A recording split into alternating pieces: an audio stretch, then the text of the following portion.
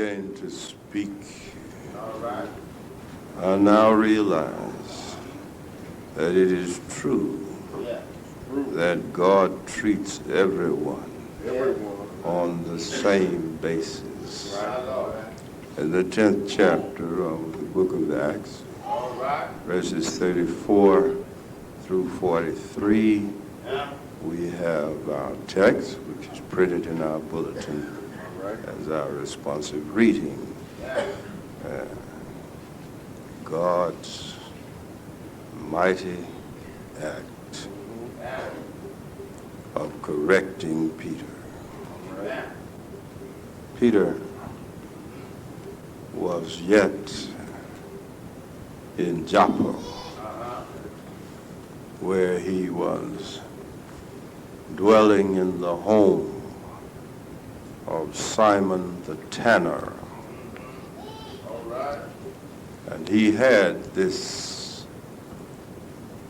unusual experience that while he was meditating and waiting for his evening meal, he had a vision. A vision is an incident where, although not asleep, one dreams. And Peter saw a great sheet leapt down from heaven.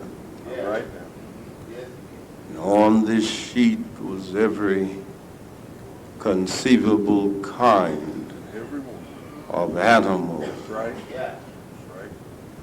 Animals which the Jews had been taught and had come to understand to be inedible, unclean. For way back in the days of Moses, they had received instructions as to what animals could be eaten, what animals were ceremonially unclean. But on this sheet, there was nothing but ceremonial unclean animals. When it was let down before Peter, he was careful not to even get close. For you see, they were forbidden even to handle or touch these unclean beasts. And Peter began to withdraw from that. But a voice came to him and said, "Rise, Peter, slay and eat, kill and eat. These unclean animals, this must not be the voice of God. Tell them to eat these unclean beasts." For you see, Peter, like so many, believed in being ceremonially right. You know, observing the rules. Yes, some of us take great pride in being right according to the letter of the law. Yes, Peter was above this kind of diet. Rise, Peter, kill and eat. Peter said, "Oh no." He said, "Lord, you understand that I am an Orthodox Jew, that I was brought up in the strictures of the Jewish tradition. There are just some things that I don't do. That's right. Now I can't do this because this is contrary to my upbringing. Right. He said, no unclean thing Right. has ever Come on now. touched my lips. All right. Felt a little proud of himself. All right. You know, so every now and then we feel a little pride in who we are, what we're doing, Uh-huh. in our standing, and so forth. And I said, Lord, you know me better than that. Ain't no way I go hungry before I touch anything on that sheet to eat. And the Lord said, call not anything unclean that I have cleansed. Right. Don't call it unclean that I have cleansed. But that didn't do.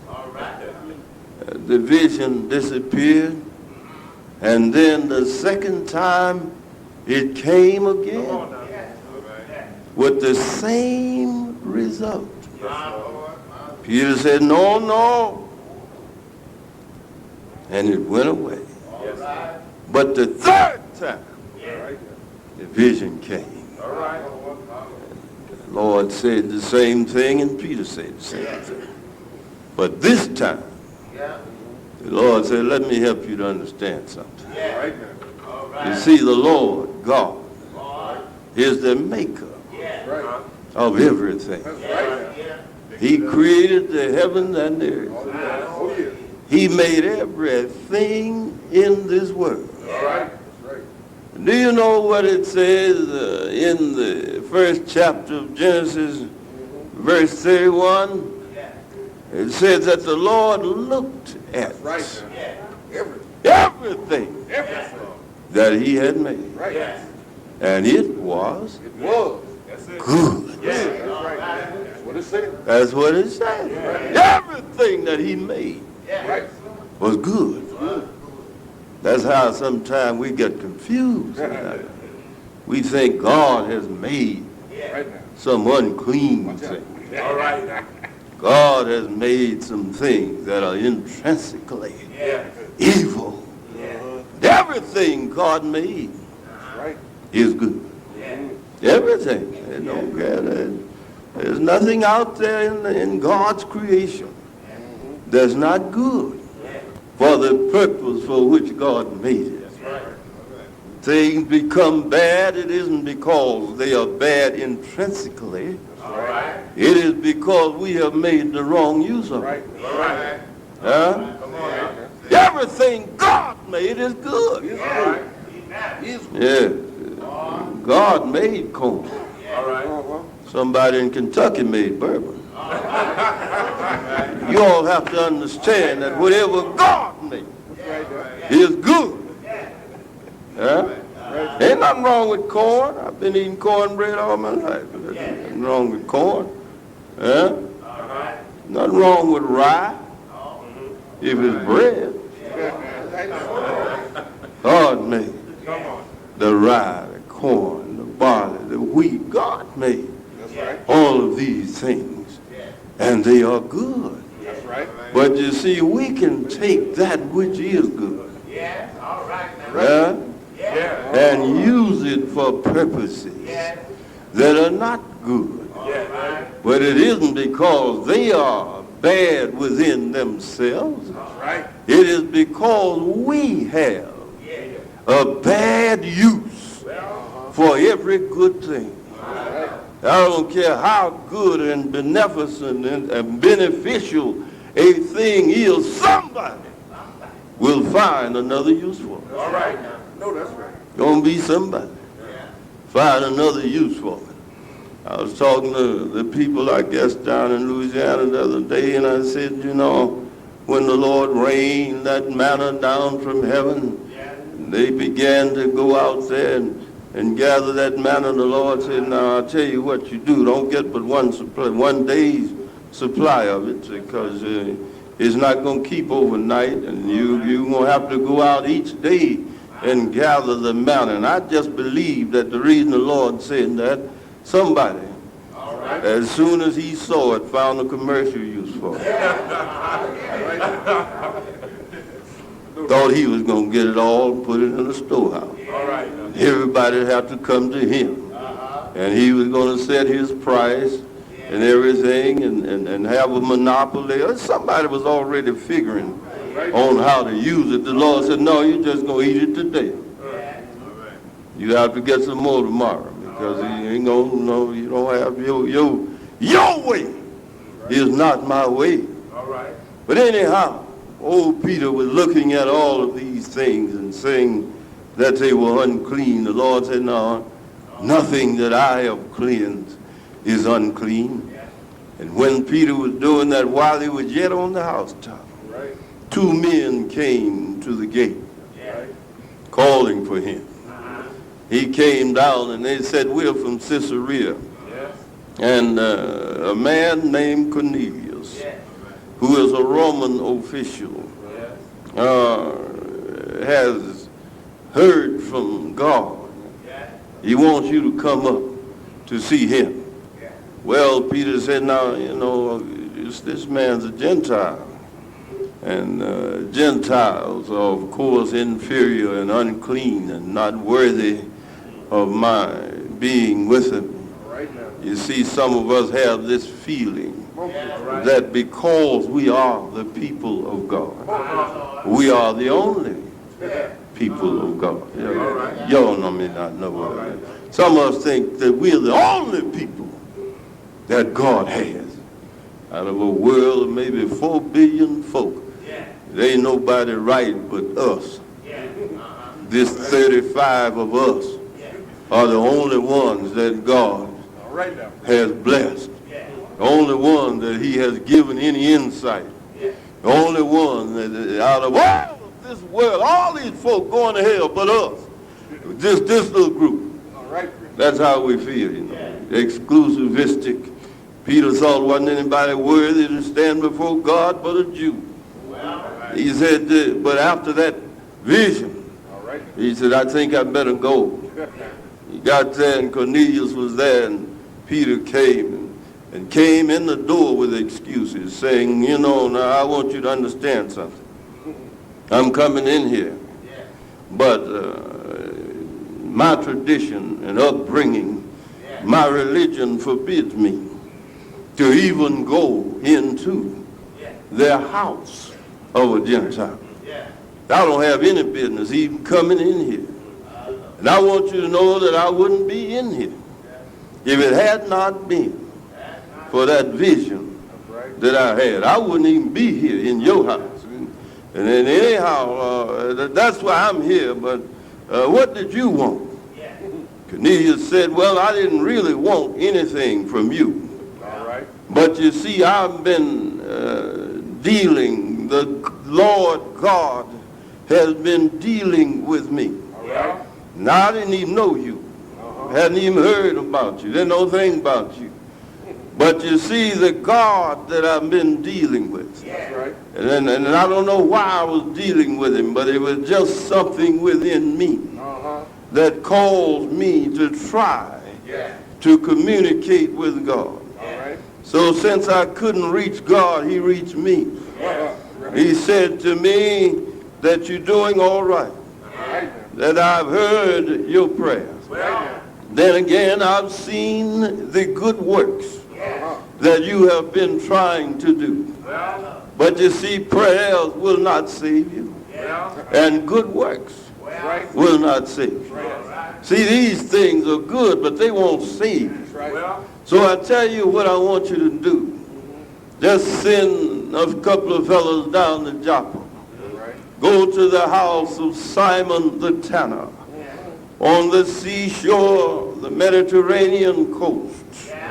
You tell this Simon down there that there is another Simon I want. He is the guest of Simon the tanner. He's there living with him, and you tell this Simon, who is Simon Peter, that to come on up here I've got some news for you that nobody can give you but him. One thing I love about the Lord is that he makes his own decisions about how to communicate with us. Some folks believe that they can get it the only way they want to get it. Some say I can stay at home and pray, and that will be sufficient to keep me in touch with God. But in my Bible it says, forsaking not the assembling of yourselves together. For you see, we need to come together in order to hear from the Lord. Look like I heard a young man say this morning, I'm having some trouble in the world, and I felt like I needed to hear a word from the Lord. It was not sufficient to read about it. It's not sufficient to listen to your radio and hear the songs and rock and roll. But every now and then we need to hear the word of the Lord declared by the man of God, and that's why he sent for him. And Peter heard what he said and said something, just tell me, oh Lord.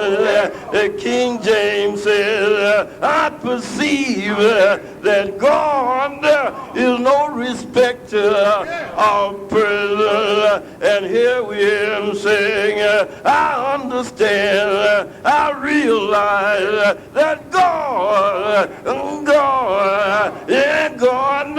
deals with everybody on the same basis, black and white, good God Almighty, yellow and brown, green and purple, if there be some. He deals with all of us on the same basis. I'm glad, oh Lord, I'm glad, oh Lord, I'm glad, yeah Lord, God is not a black God. God is not a white God. God is not a yellow God. God is not a brown God. He is the source of all. He is black when you were black, white when you were white, yellow when you were yellow, brown when you were brown, poor when you were poor. Yeah, Lord, he's able. God is able to reach all men. God is able to turn men. God is able to lift you up. He's able to hold you up. He's able to open